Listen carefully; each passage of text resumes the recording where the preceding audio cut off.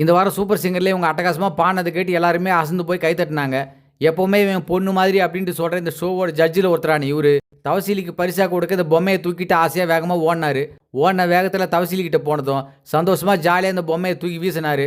அது இவங்களும் சந்தோஷமாக சிரிச்சுக்கிட்டே கேட்ச் பிடிச்ச உடனே நம்ம மாக்காப்பா தவசீலியை பார்த்து கிளர்ச்சி பாடல்களை பாடியதால் இன்று முதல் சூப்பர் சிங்கரின் பாடும் சிலுக்கு என்ற பெயர் நான் உங்களுக்கு அளிக்கிறேன் அப்படின்னாரு. அதை இவங்களும் ஜாலியாக சிரிச்சுக்கிட்டே ஏற்றுக்கிட்டாங்க. ஓகே, இவர் எதை மனசில் வச்சுக்கிட்டு இந்த பட்டப்பெயரை உங்களுக்கு கொடுத்தாருன்னா, இவங்க ஆடும் சில்க்கு, அதாவது சில்க்கு அப்படிங்கிற இவங்க 80s கிளர்ச்சியான பாடல்களுக்கு டான்ஸ் ஆடுற நடிகைகளில் உச்ச நட்சத்திரமாக பேரும் புகழோட வாழ்ந்தவங்க.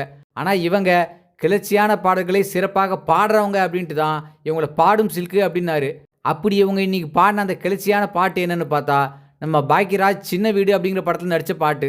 இந்த சீனில் என்ன மேட்டர்னா, பின்னாடி இருக்கிற சிலந்தி வழியில் பூச்சிங்க மாட்டிக்கிற மாதிரி நம்ம ஹீரோ வந்து பொண்ணுங்கிட்ட மாட்டிக்கிட்டாராம். அதெல்லாம் இருக்கட்டும், டான்ஸ் ஆடிக்கிட்டு இருக்கிற இந்த 4 பொண்ணுங்களில் பச்சை ட்ரெஸ்ஸில் ஆடிக்கிட்டு இருக்கிற பொண்ணை நான் இங்கே பார்த்த மாதிரி இருக்கேன். நம்ம விஜய் டிவி சீரியலில் நடிச்சுக்கிட்டு இருக்காங்களே, அவங்களா இவங்க? அட அவங்களே தான்.